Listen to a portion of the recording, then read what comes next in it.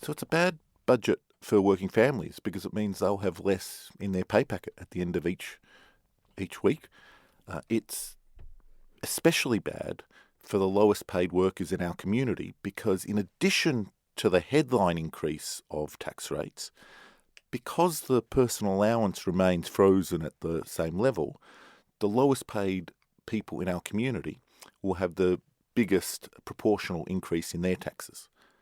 And so there's a double whammy there. So there's the higher tax rate, but also the bracket creep. And so the result is that last year's budget forecast a total income tax from residents of £245 million. And this year's budget forecasts £313 million. So it's about a 28% increase in the taxes paid by residents of the Isle of Man. But they say healthcare needs this money now to achieve the service that has been set out in the Sir Jonathan Michael's report. That it's time, and this is the way to do it. Health Minister Laurie Hooper has always said, "You get the service we pay for." So is this necessary? Do you not think? And would there be any other way of paying for it? So trying to link these taxes to healthcare spending is just whiffle waffle by politicians because money is fungible. Money can be transferred from one account to the other. And so trying to hypothecate money, as they have done here, is just a political manoeuvring. It is just cheap talk rather than action because a dollar or a pound that is spent less here is a pound that is spent more there. And it is just transferring from one account to the other. It's not a real differentiation. But they do say it's going to be ring-fenced specifically for health. So are you confident that is going to be completely dedicated to health or, like you say, spread elsewhere?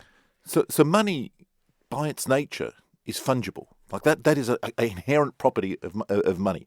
And so trying to ring-fence this is just political spin. It's not real because hypothecation doesn't work in budgets because it means that they can just reduce the money elsewhere. Like that's the nature of money. You know, one pound in your left hand is worth exactly the same amount of money as £1 in your right hand. That's just a political spin. There's no meaning or substance to that. You've described it as a big attack on working Manx families. What do you think the reality of this will be when these tax increases take effect? And what do you expect we'll see over the next year if the situation is as dire as you predict it to be? So what it means is that people will have less money in their pocket. It means they will be spending less on businesses. They will be spending less on services. That means that families will need to cut back on their food purchases. They'll need to cut back on spending at local shops. They'll need to cut back on spending on, the hairdressers, and other services here in the Isle of Man. And so when you take money out of the economy through big tax increases like this, the government here seems to be saying that it'll be about £60 million taken out of income tax, and so that means there's less spending.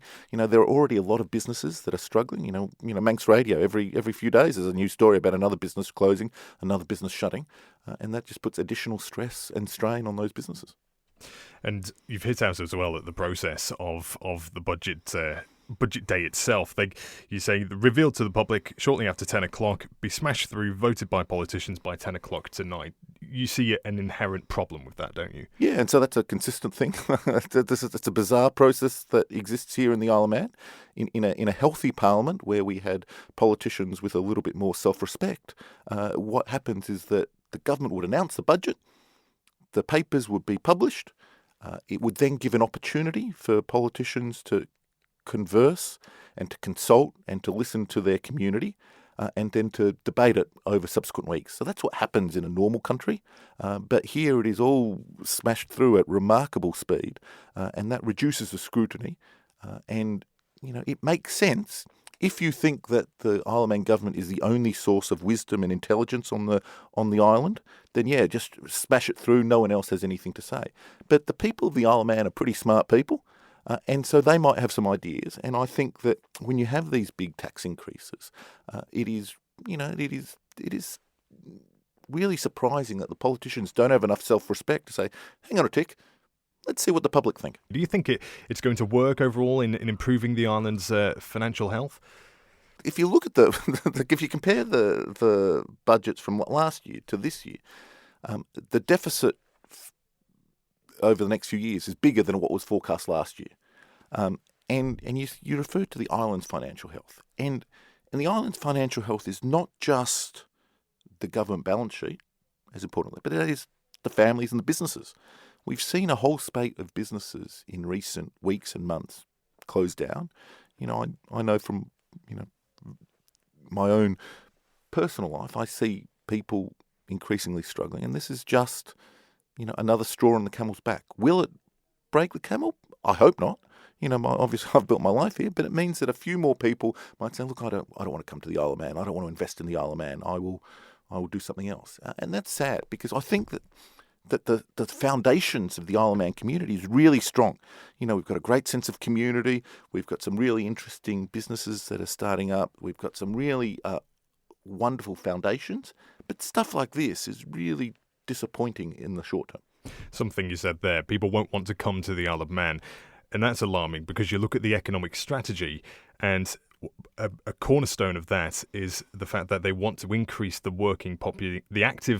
economically active population on the Isle of Man. Do you see this tax rise today as a disincentive for people to want to move to the Isle of Man in the first place?